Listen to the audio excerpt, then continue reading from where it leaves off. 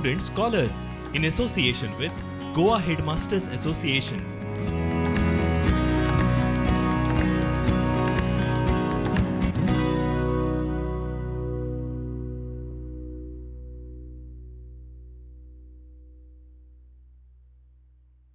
Children, this is teacher Maria Nita de Rosario Gomes from Pope John 23rd High School, Quepem.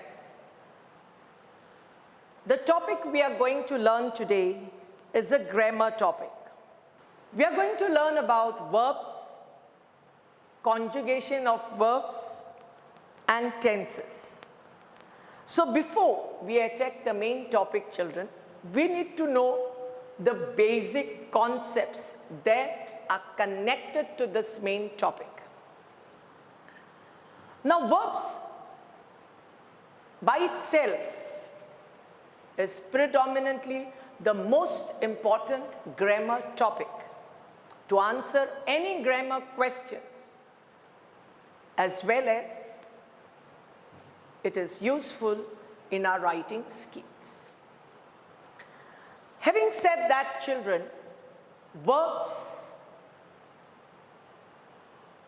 as accommodated with other grammar topics from examination point of view is with the modified question paper is question 6 in your examination paper. It is a part of section C. To be more specific, a question on verbs and tenses will come in question 6F only. That does not go to say verbs and tenses is not a part of the other part of the grammar questions. That I will deal with you when I handle the other grammar questions separately. Let us begin with the topic, verbs and tenses. In between, to understand tenses, we need to understand the conjugation of verbs. What are the other subtopics, children, I'm going to deal with? Person and number, subject pronouns and object pronouns. What is a verb? How to identify a verb, subject and object in a sentence. What do we understand by regular verbs as well as irregular verbs? I will also, in brief, talk about main verbs and helping verbs. To reach the conjugation of verbs, we also need to understand the principal parts of the verbs. Then, we need to talk about tense. What do we understand by tense? By tense, we mean reference of verb to time. And finally, we will get to our main topic, that is conjugation of verbs and how to use different tenses based on the time phrases.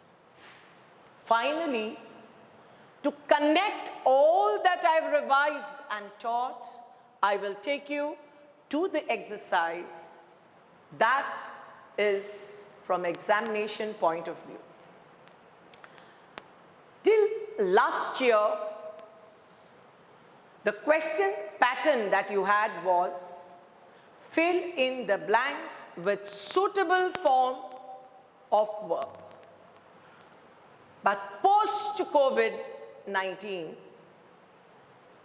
the question paper is modified, has gone through a little change, and therefore, henceforth, the question on verb forms or tenses will come as fill in the blank by choosing the correct alternatives given below. Let's begin.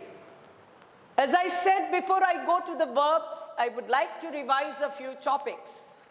And the first topic I want to revise is person and number. To reach person and number, let us first revise what is a noun. You've learnt it in class 5, class 4, class 6, time and again, what is a noun? A noun is a word used as a name of person, place, or thing. It is a name. Anita eats an apple. Anita is a name, apple is a name. These are called nouns. Now, when we want to talk more about a noun, we do not repeat the same noun again and again. We replace it. We use another word. That is what is called a pronoun. So a pronoun is used, it is a word used instead of a noun. I don't want to say Anita eats an apple. I don't want to repeat Anita, but I want to talk more about Anita. So I will say she likes eating it. She will represent the noun Anita. It will represent the noun apple. So words that replace a noun are called pronouns. Now children, look at these examples. I am young. You are young. He, she, it is young. We are young. You are young. What is I, you, he, she, it, we, and they? They are pronouns. Now that you have understood the base, what is a noun, what is a pronoun, I will take you further. We have personal pronouns, we have subject pronouns. We also have more pronouns, which I will not deal here. I will only deal with subject pronouns and object pronouns in my next slide. Now, in this slide, let us understand what are personal pronouns. Why did I take subject pronoun here? Because personal pronoun and subject pronouns are one and the same. What do I mean by personal pronouns? By personal pronouns, I mean they are used to define the person who is speaking. Under personal pronouns, we have only three persons. The first person, the second person, and the third person. By first person in an English language, I mean the person speaking. Now here I am speaking. So first person, that is the person speaking, is I. Then we have under personal pronouns second person. Who is second person? Second person is the person spoken to. I am speaking to you. So second person is you. And then in an English language, we have the third person. So who is the third person? The person spoken of. I am speaking to you about somebody. That is the third person. Who is spoken of? That is, if he is a male, that is masculine, we use he. For a feminine or a female, we use she. And if it is referring to things, we use it. Having told you about the three persons, first person, second person, and third person, please understand the persons, like nouns, have number. So what do I mean by number? By number, I mean there is singular and plural. If I want to talk about one table, I will say table. But if I want to talk about more than one or two and more, I will say tables. That means, in the case of nouns, we have numbers, singular and plural. Similarly, in person, there is number. There are singular persons. We also have plural persons. Now let us see what it means. I, first person singular, is used or is referred to one. If I want to talk about more than one, I will use the first person plural. That is, I changes in the plural form we. You is second person singular. And in its plural form, second person you remains you. So it is not repeated. You in singular form, second person is you, and remains same in second person plural form also. When we want to talk about the third person, that is the person spoken of in singular form, we will identify if we are talking about he, a male, she, a female, it, that is thing, or if we are talking about many, we will use third person plural they. So as the pronouns, personal pronouns have person, we have to understand the verb also has the three persons. That is why we need to learn about the conjugation of verbs, how it is connected with the person. Having said that, children, let us move on to the next. We need to learn about verbs, children, especially because when you use a verb, the verb has to match with the subject as well as it has to coordinate with the time you want to talk about in that sentence. That is how verbs make the base of any grammar lesson. Let's come back to the topic. We have subject pronouns, we have object pronouns. We learned what are personal pronouns, used to refer the three persons. The first person, second person, and the third person. Now, why and what are subject pronouns and object pronouns? I told you there is a big chart we can have on pronouns, but I'm only identifying personal pronouns, subject pronouns, and object pronouns in my briefing for today. Now, subject pronouns are pronouns which are used in the subject of the verb, and of the sentence, sorry. And object pronouns are pronouns used in the object of the sentence. What do I mean by subject pronouns used in the subject of the sentence? Please do not misunderstand. Subject means what comes before the verb and object means what comes after the verb. Do not misunderstand this concept.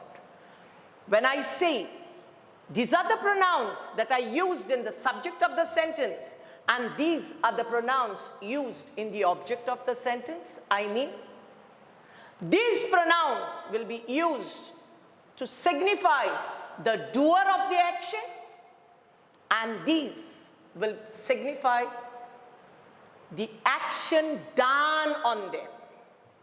And for identification, we will ask, or pronouns will answer simple question.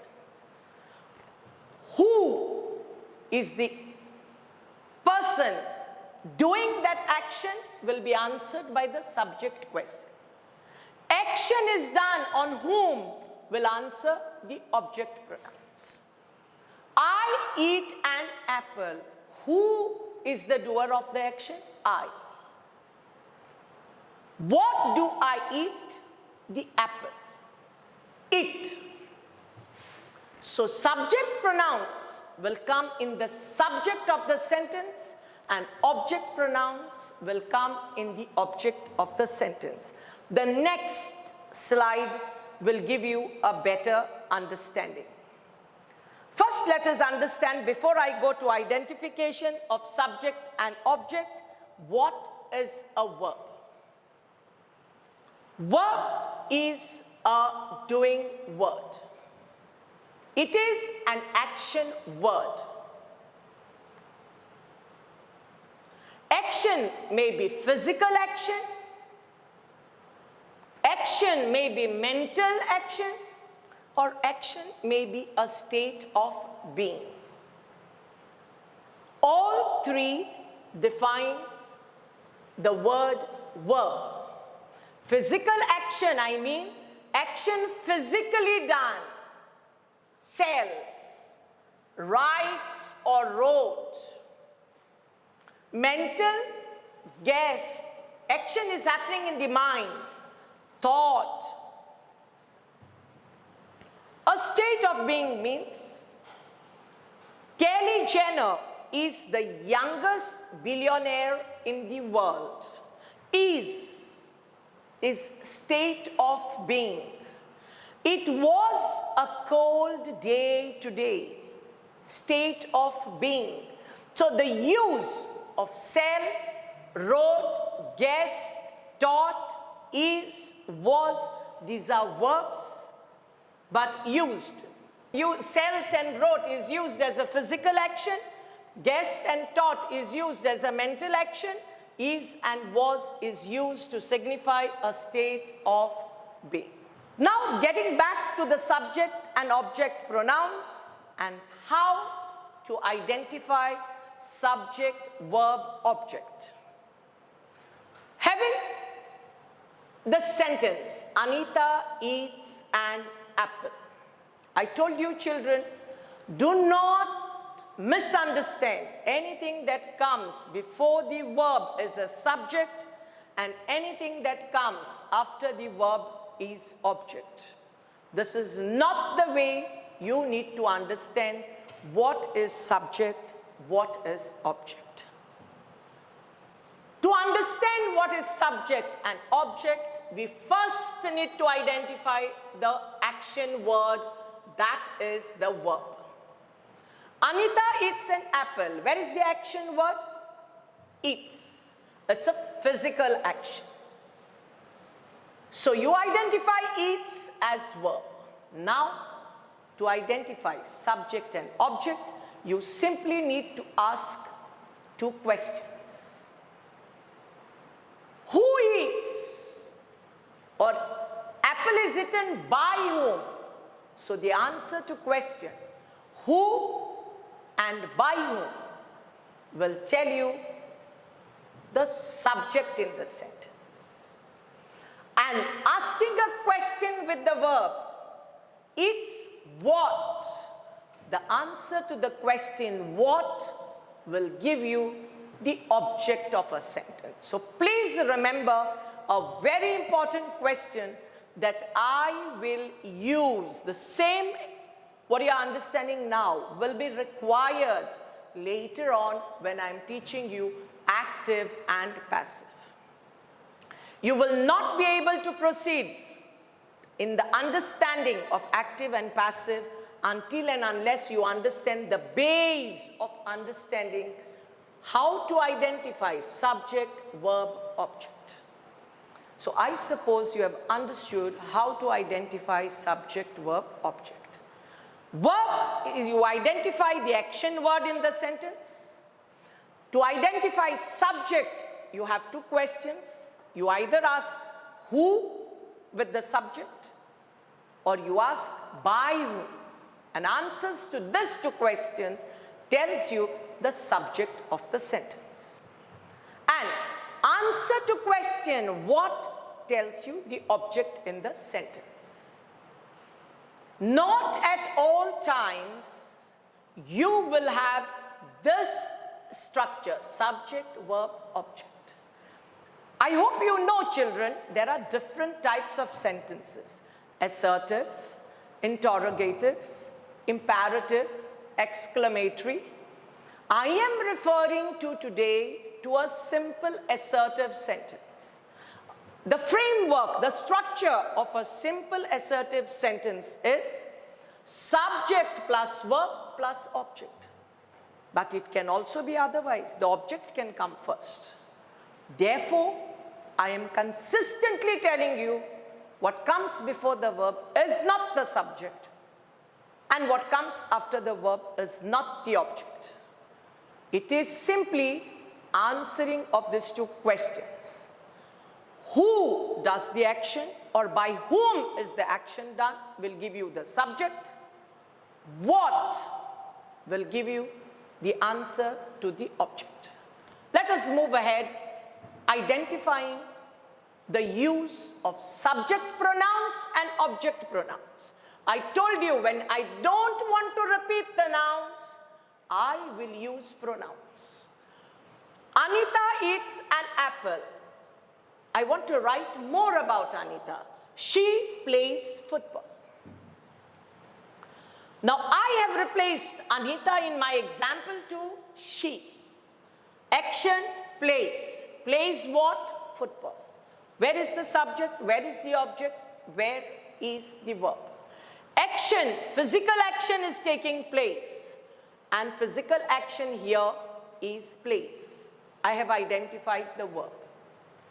Now let me identify what is the subject. Who plays? She plays. So answer to my question, who is the subject? So she in the sentence is the subject. Plays what? Answer to question what? Here is football. So football in this sentence is the object. I change further by using pronouns, that is subject pronoun and object pronoun. She plays football. Continue writing, she likes it. I've replaced football by object pronoun. How do I know it's an object pronoun? Let's ask questions. It is used as a subject pronoun as well as an object pronoun. Having said that, let's answer the question. Where is the verb? Likes. Likes is a mental action. Now, who likes? She likes. So she is the subject in this sentence. She likes. Likes what? Likes eat. Object pronoun, which refers to the game of football. So when I don't want to write a noun, I replace it by pronouns, number one. Number two, I identify subject, verb, objects first. I identify the verb on the basis of what is a verb, action word. How do I identify subject and object in the sentence? Subject by asking two questions. Who and by whom? How do I identify object? By asking question what?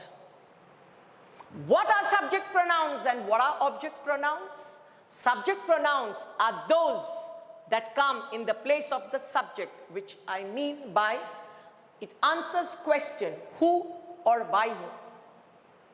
And object pronouns come in the place of object. I mean, it answers question what. So I suppose your doubts are completely cleared. Now what I want to take you to is the statement I kept repeating. It is not the case that subject always comes before the verb and object always comes after the verb. Look at this sentence now. It is not mandatory that every sentence structure is first the subject, second verb, and then object. No, look at this sentence. Football is played by Anita. Now you will understand what I'm referring to. Where is the action word here? Is played. So is played is my verb. Now ask the question who? Who plays? We don't have an answer in this sentence. But played by whom? We have an answer. So look at the subject. Where is it? Is it in the place of the subject that is before the verb? No way. So subject has shifted in the place of the object. That doesn't mean the structure is shifted. The understanding of the subject is shifted. Subject is after the verb in this case. But answers my question by whom. And is played by whom? Anita, subject. Played what? Football.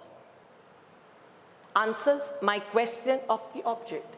But the structure is not subject, verb, object. Object has come first, verb has come next, and subject has gone last.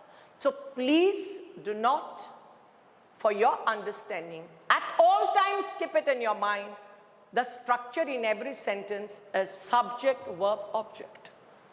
I can also use just one verb to make my sentence.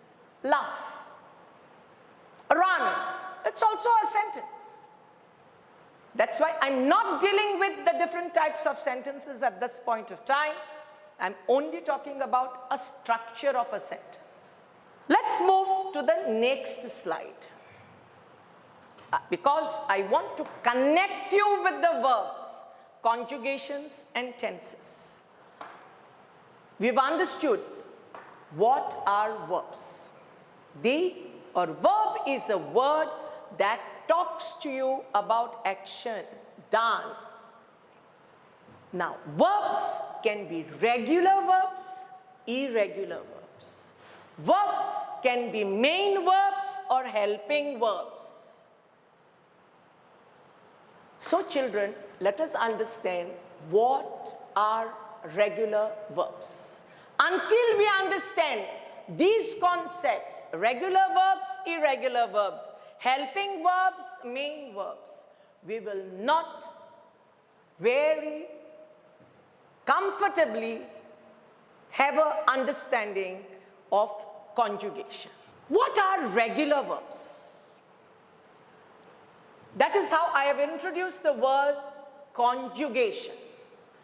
When you conjugate a verb, by conjugation I mean when you try to change the infinitive form of the verb to match with the subject in a sentence,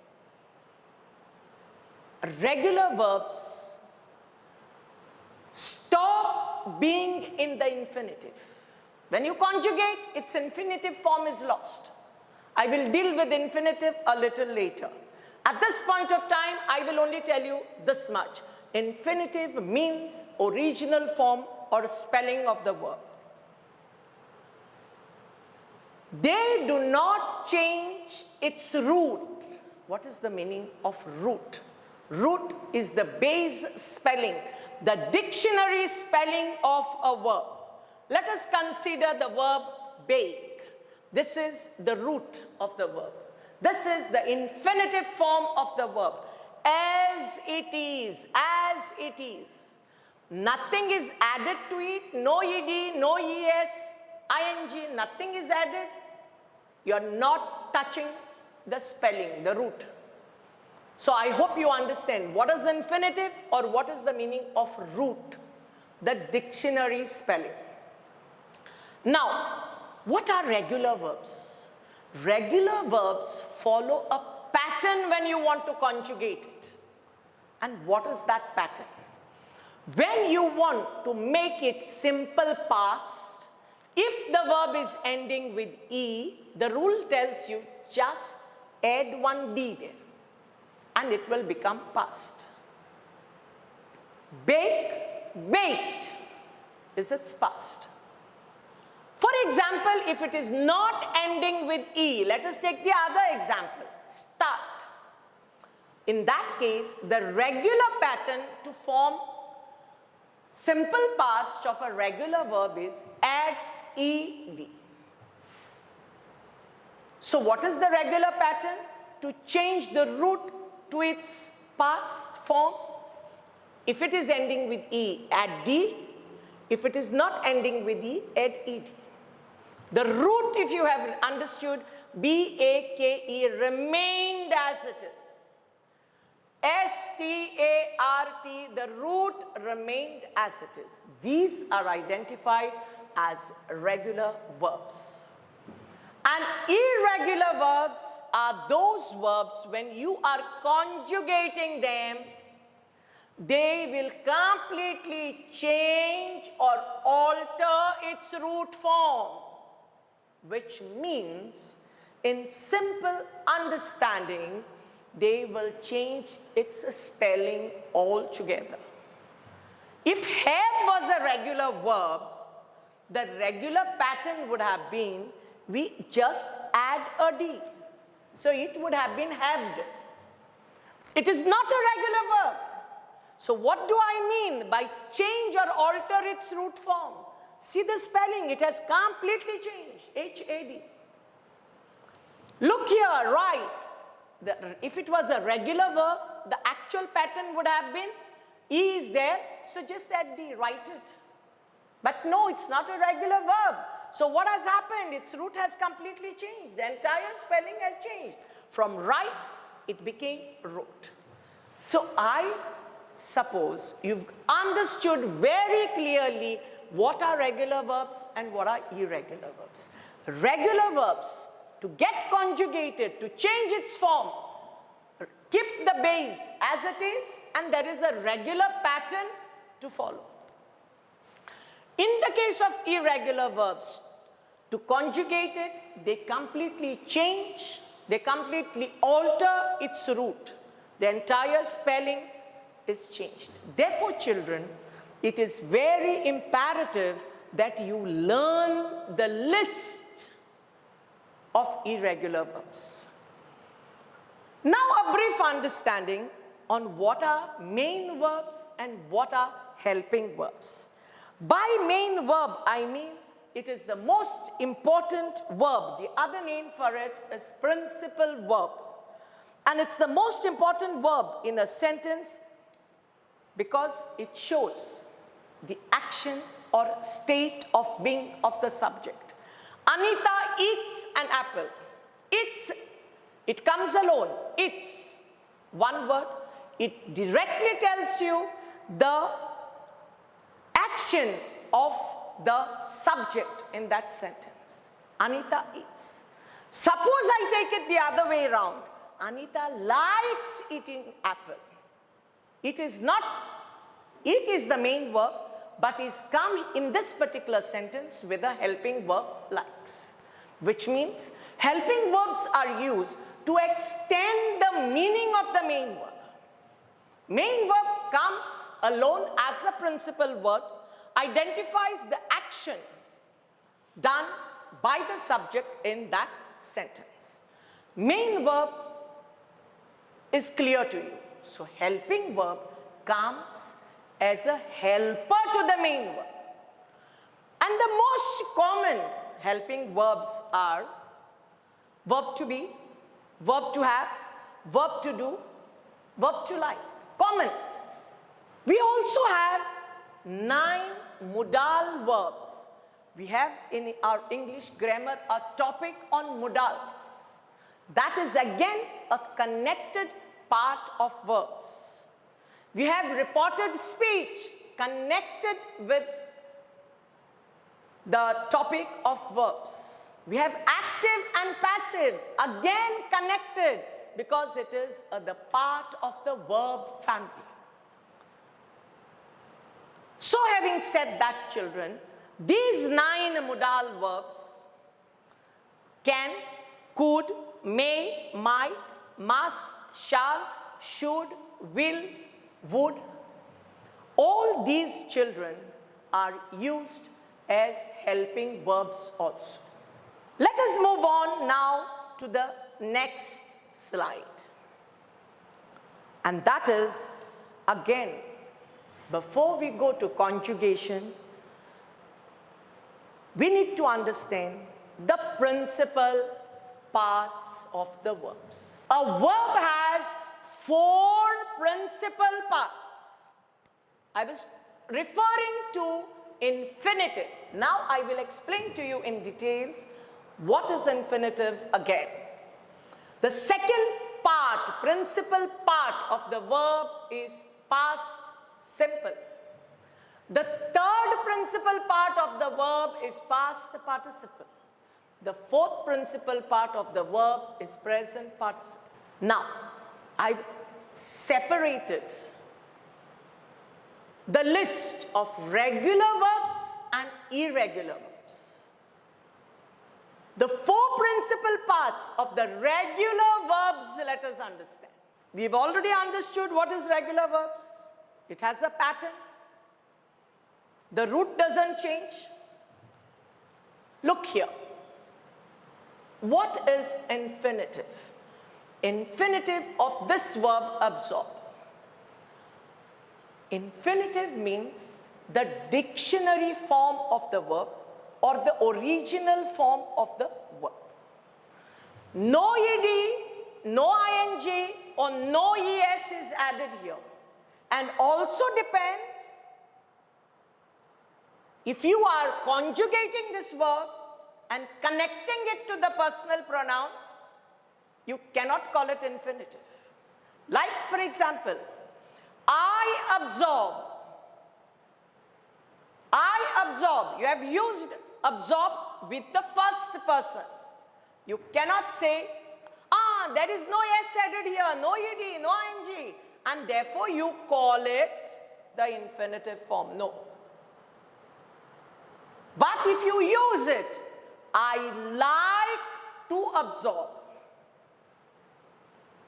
You've used it with to plus the infinitive form. So its usage also determines whether it is infinitive use or not infinitive use.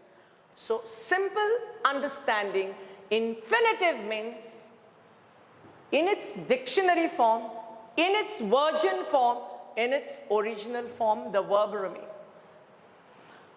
Now, in the case of regular verbs, we've already learned there is a pattern to make simple past. And the pattern is, if the verb is not ending with E, you add ed, you get your past.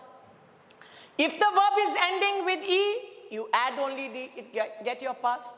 Second understanding is, children, past simple of a regular verb is the same as the past participle also.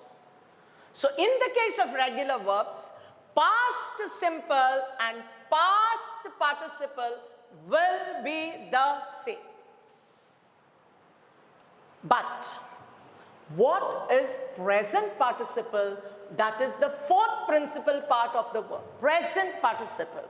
We also call present participle in common English the ing form. What do we call it? The ing form. So, you take the infinitive form of the verb absorb and add ing to make the present participle. But there are rules you need to follow. I'm not going to go into the intricacies of it, but I will show you one small example. Like for example, behave, bake. You take the infinitive, you drop the E. You drop the E before putting ing. In the irregular verbs, I will also show you how the last letter gets doubled. So these rules, children, out of this topic, please do your homework and refer. So I suppose you are very clear with the four principal parts of the verbs in the case of regular verbs. You have the infinitive, which is the original dictionary spelling. You've got the past simple that follows a pattern that d or ed gets added. And in the case of regular verbs, the past simple and the past participle is the same. And then you've got the present participle where ing gets added. You need to obey the rule when you're putting the ing to the root of the verb. Very clear? Can I go to the next slide now? Let's move on. Look at these. Decide, decided, deciding. E is dropped before ing is put. So there is a list which you can stop, halt and copy in your books when you are going through this video at leisure at home. I've got more examples of principal parts of the verbs in the case of the regular verb list. I've just picked 2 or 3 in each verb. There are more, children. You can Google them and find them out for yourself, or do reference with any grammar book. Now, I would like to take you on with the list of irregular verbs. In the case of principal parts of the verb, again, infinitive, past simple, past participle, present participle. Nothing changes with the principal parts of the verb. just because they are irregular verbs. No. All four forms are same. Infinitive, past simple, past participle and present participle. But look at the pattern how it happens.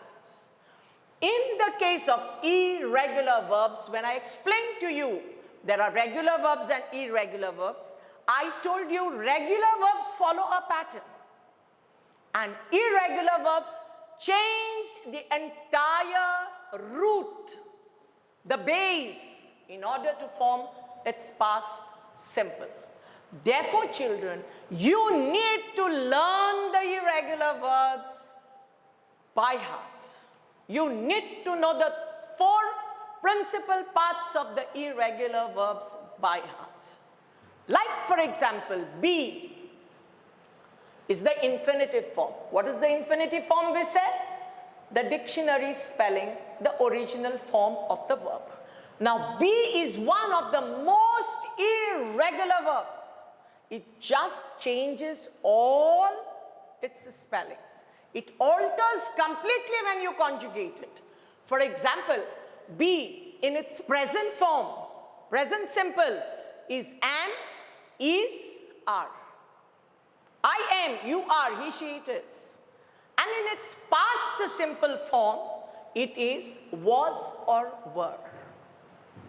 Complete spelling change. Why? Because it comes in the list of irregular verb. That means it doesn't follow a pattern, it alters its root completely, the base completely, which means in simple language, changes the spelling completely. And therefore you need to learn things by heart. Now, in the case of regular verbs, children, we learned past simple and past participle of regular verbs is identical, but no more in irregular verbs.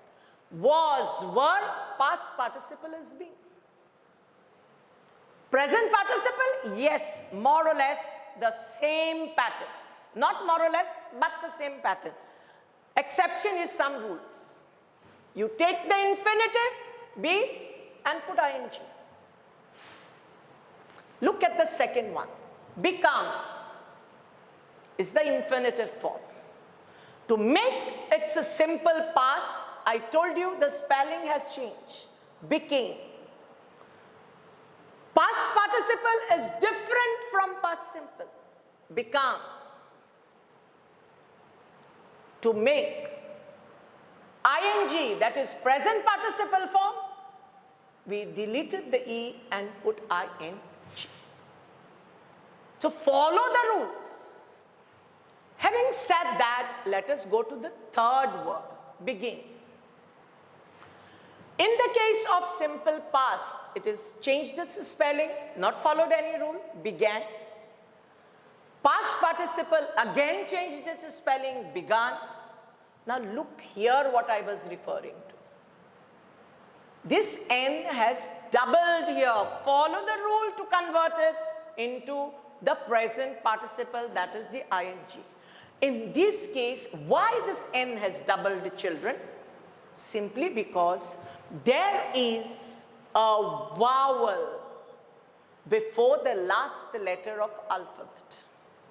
So when there is a vowel before the last letter of alphabet, in its forming of present participle, you double the last letter and then add ing. Can, could, been, able to. Now children, these are the verbs that you need to learn by heart. I have a list of them. I want you to go through it. Here see, get, got, even gotten can be here. And T doubles and gets ing. Children, let me just take you back to those helping verbs that I was talking about. Verb to be, verb to have, verb to do, verb to like. Children, please remember, the helping verbs are not all the time only helping verbs. No. They can also be used as main verbs also. may not be the 9 nodal verbs. They will remain to be helping verbs. But I was talking about verb to be, verb to have, verb to do. You can have them as main verbs coming alone. I am a teacher. State of being. I've used am, verb to be. So here it's come as a main verb. I am eating my lunch. That same am is come as a helping verb to help the verb, main verb eat. So I suppose it is very crystal clear to you what are regular verbs, what are principal parts of the verb, what are irregular verbs, what are the principal parts of the irregular verb, how they change their root form, how they change their forms from the infinitive. You have also understood what are main verbs, how they come alone. They are also known as principal verbs. What are helping verbs? Helping verbs like verb to be, verb to have, verb to do, verb to like may come alone, and when they come alone, they will come as main verbs and not at all the times. They are only helping verbs. I have 10 books. I have used have as the main verb. I have eaten my lunch. In my second sentence, I used have as a helping verb to the main verb eat. Very clear?